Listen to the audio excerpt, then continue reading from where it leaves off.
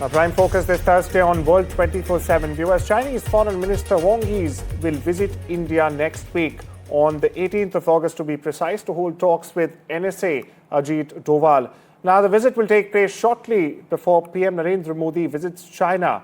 His first trip since clashes 5 years ago, which led to heightened military tensions on the border for the Shanghai Cooperation Organisation summit meet. Now, Yi's visit to India will also take place against the backdrop of US President Trump hitting both Beijing and Delhi with massive tariffs. Now, Trump has slapped a 50% tariff on India. This includes a 25% penalty for the purchase of Russian weapons and oil. My colleague Vishal Vivek joins us to break the story down. Vishal, how important will this visit be, considering this comes just ahead of Prime Minister going to China for the first time in 5 years, as we just informed our viewers, for the SCO Leaders Summit? Well, this visit signifies that the ties between Beijing and New Delhi have been improving over the past few months, especially since October 2024. Since then, there had been a lot of parleys between both the parties. Leaders from both India and China have met each other on respective soils. The Defense Minister of India, Rajnath Singh, had visited India about 40 days ago.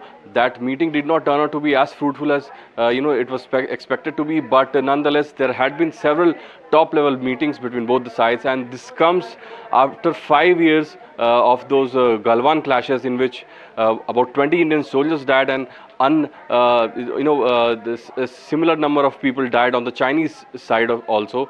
So this shows that the ties have been improving, as I mentioned, but it remains to be seen how far this will go, because both India and China seem to be under pressure of tariffs. Both the countries seem to be tackling this quite well, but they are under pressure nonetheless. A very important point you raised there, Vishal. Ties actually have been improving. We saw the Mansarovar Yatra being resumed after 5 years. We also saw the resumption of direct flights, which will happen very soon from now. And of course, thank you so much for putting the developments, in fact, into perspective for all our viewers. And now we shift our focus all the way to Washington, where there are big changes, maybe very well, coming to the H-1B visa system, viewers. Now, the White House has just approved a major overhaul.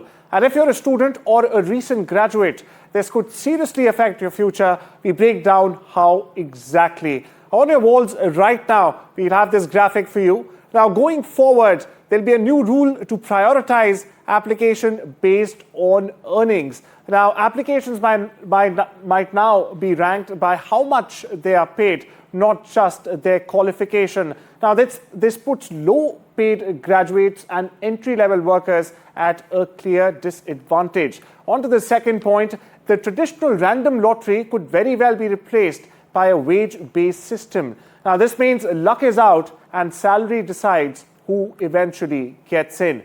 Now, jobs with higher salaries, next up, would jump the line for H-1B approval. Now, that favors experienced professionals, not fresh college graduates. The government would, going forward, also likely split visa spots into 4 wage levels. You have it right there. Now, those in the lower tiers, often students, may never make the cut after these changes come into effect. Moving on. Now, part of the Trump's Buy America, Hire American policy. Now, the shift traces back to Trump's push to prioritize US workers over foreign talent. The impact is still being felt years later. Now, international students earning lower salaries may very well fall behind with this new system. Now, even with top degrees, they risk missing out. Now, viewers, with salaries now very possibly deciding visa chances, the American dream just got harder for a lot of global graduates. And we now shift our focus northwards to Canada, where the country is all set to add 3 new occupational categories to expand its express entry immigration system in 2026. Now, the new occupational categories would be senior managers, scientists, and researchers, and even military personnel. For perspective, now the addition comes amid an announcement by Immigration, Refugees, and the Citizenship Board of Canada, or the IRCC, as it's called, to streamline permanent residence applications for foreign nationals in these fields. Now, this is according to a report by Canadian news agencies. Meanwhile, the US tariffs are unlikely to have an impact on India's growth story. Now, this comes as the country is not a very trade-oriented economy to begin with. This is according to the Sovereign and International Public Finance Ratings team at global ratings agency S&P. Now, given the exposure of Indian exports to the US as a percentage of the GDP and the exemptions to products such as pharmaceuticals, consumer electronics, effective shortly.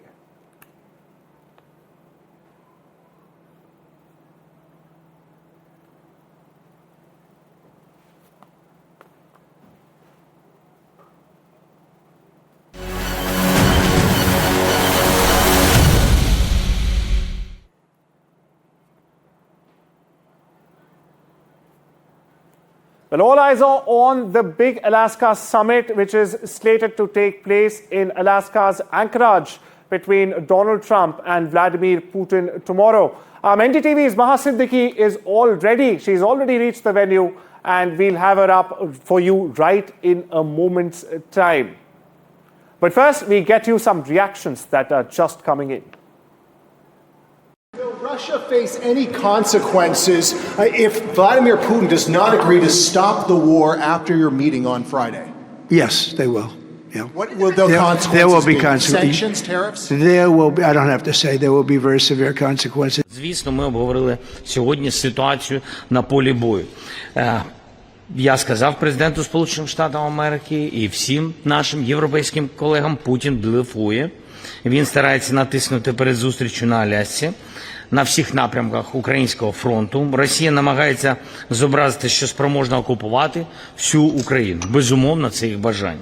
Також Путін блефує, начебто санкції для нього не важливі і що вони не працюють. Насправді санкції дуже допомагають і б'ють по російській воєнній економіці. Мы рассматриваем выпрашиваемые европейцами консультации как политические и практически ничтожное действие. Европейцы на словах поддерживают дипломатические усилия Вашингтона и Москвы по регулированию кризиса вокруг Украины.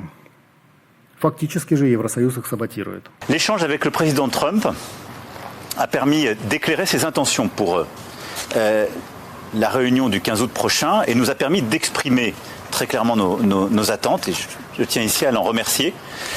Et je crois pouvoir dire que plusieurs messages sont ressortis de l'échange que nous venons d'avoir et qui sont à mes yeux très importants. Le premier, c'est que le président Trump a été très clair sur le fait que la volonté américaine était d'obtenir un cessez-le-feu à l'occasion de cette réunion en Alaska. Et c'est très important qu'à l'occasion en effet de cette réunion, il puisse y avoir un cessez-le-feu qui soit obtenu par les États-Unis d'Amérique, et nous soutenons cette initiative, en même temps que des nouveaux échanges de prisonniers et des libérations d'enfants. My colleague Maha Siddiqui now joins us straight from Anchorage. There you are, Maha. I hope you had a safe journey. What's the anticipation around this entire meet? We heard another statement, another blistering statement coming in from Donald Trump, effectively warning Putin to end the war tomorrow. What's the anticipation? What's the build-up? And more importantly, have you been able to decipher where exactly is this meeting taking place in Anchorage?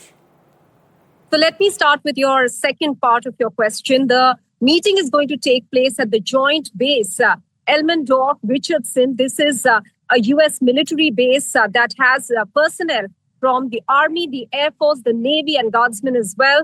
About 22,000 personnel and their families there. And that is the secure space in which both the leaders are going to meet. In fact, the residents here in Alaska, in Anchorage, have, a lot of opinion about the fact that the meeting is taking place in a military base, because some of them are concerned that are these optics correct, that a rival, that is the Russian president, is coming here to a U.S. territory, and he's being allowed access or being hosted in a U.S. military base. Now, I am standing outside a Russian Orthodox church. There you can see it behind me. The architecture itself speaks for it.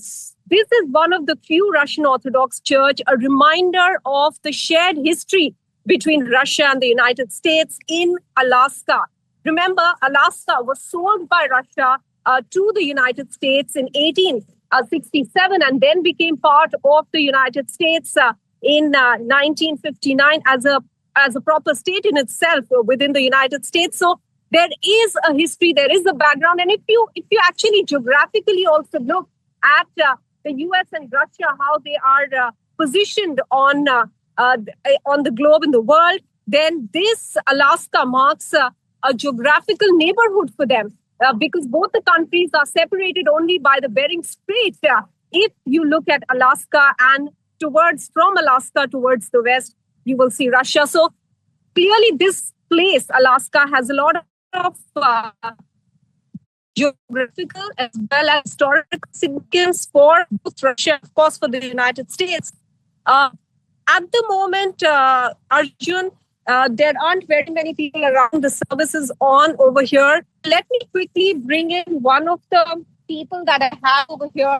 I'm wondering if you can still hear me, or is my video frozen, Arjun? If it seems a bit jarry there, but there's a great factoid regarding this Russian Orthodox Church you're standing in front of. Yes. Maha, US is one of the only countries that has in fact not sanctioned Patriarch Kirill. Now, he's the head of the Russian Orthodox Church. He's been sanctioned by Ukraine, by European countries. The US is the only country which has not sanctioned him from the West. We have your feed again. You were taking us through and having a discussion with some locals. Please go ahead, Maha. Yes, there's one person around here. Let me quickly speak to him about his opinion and what he believes this meeting can yield finally. Daniel, many thanks for speaking with us. Hi. The question that I really want to ask you at this stage is about Alaska being the place for the meeting, for a very important meeting, Daniel. What do you have? What is your opinion about it? Well, for me, I've lived here for 23 years. And I think it's a little overwhelming in many ways, because for one, our military bases here are highly protected and highly secured.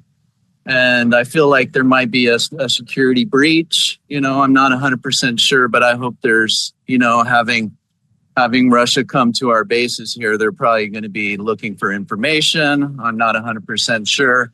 But I also feel as if it's probably the best bet, due to the fact that Anchorage is small and very overwhelming. It would be a little bit too much for the city and also maybe cause chaos for them as well as world leaders.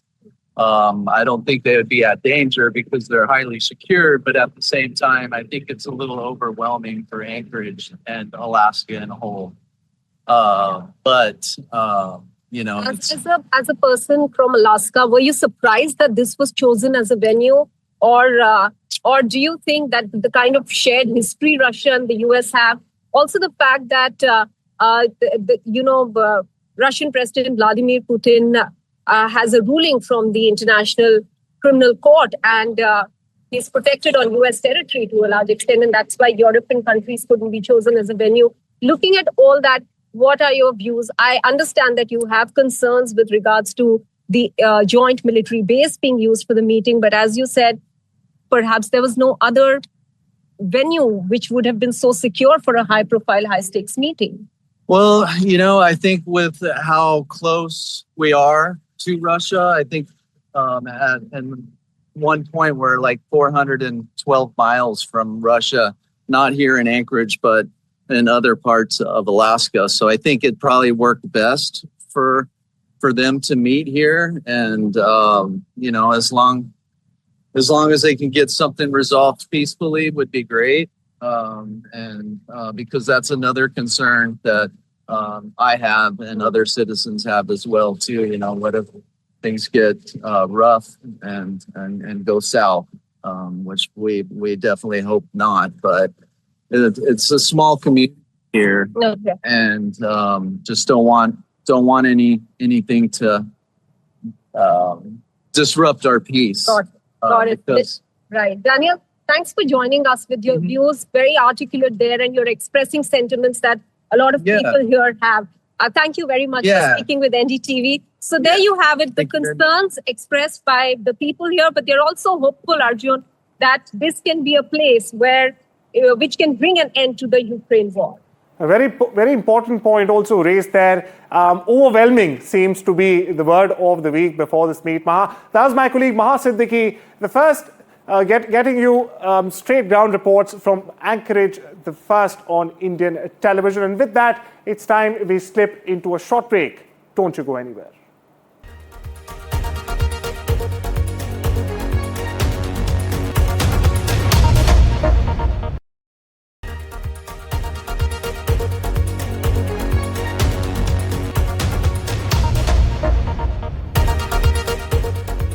Welcome back. You're watching World 24/7. We shift our focus to India, where the Atomic Energy Regulatory Board has said it held a bilateral technical meeting with the US Nuclear Regulatory Commission to strengthen cooperation on nuclear safety and regulations as India looks to expand its nuclear power capacity. An Indian delegation also, in fact, participated in the meeting held from the 6th to the 8th of August at the NRC headquarters in Maryland's Rockville. And the AREB, it said in a statement dated the 12th of August. Across the northern border, Air Canada will begin a gradual suspension of flights to allow an orderly shutdown of the country's largest airline as it faces a potential work stoppage by its flight attendants on Saturday. Now, the airline said the first flight will be cancelled Thursday, with more on Friday, and a complete cessation of flying by Air Canada and Air Canada Rouge by the weekend. The union, representing around 10,000 Air Canada flight attendants, issued a 72-hour strike notice Wednesday. Now, in response, the airline issued a lockout notice. Shifting our focus to Western Europe, where Greece is facing its hottest days yet of this year's wildfire season. A senior firefighting official has said after dozens of new blazes erupted in a single day, mind you, in a single day, and extreme weather hampers extinguishing efforts. Now, strong winds, prolonged dryness, and intense heat waves have worsened conditions across much of the mainland on the island, forcing evacuations and dramatic rescue operations in recent days, as you see on your screens right there. Meanwhile, clashes erupted between Serbian anti-government protesters and supporters for a second day Wednesday in a major escalation after more than 9 months of persistent demonstrations against autocratic President Aleksandar Vučić. The president's supporters repeatedly hurled flares at protesters in the northern city of Novi Sad near offices of Vučić's ruling Serbian Progressive Party. Protesters then went on to smash office windows as riot police were deployed outside to guard the building.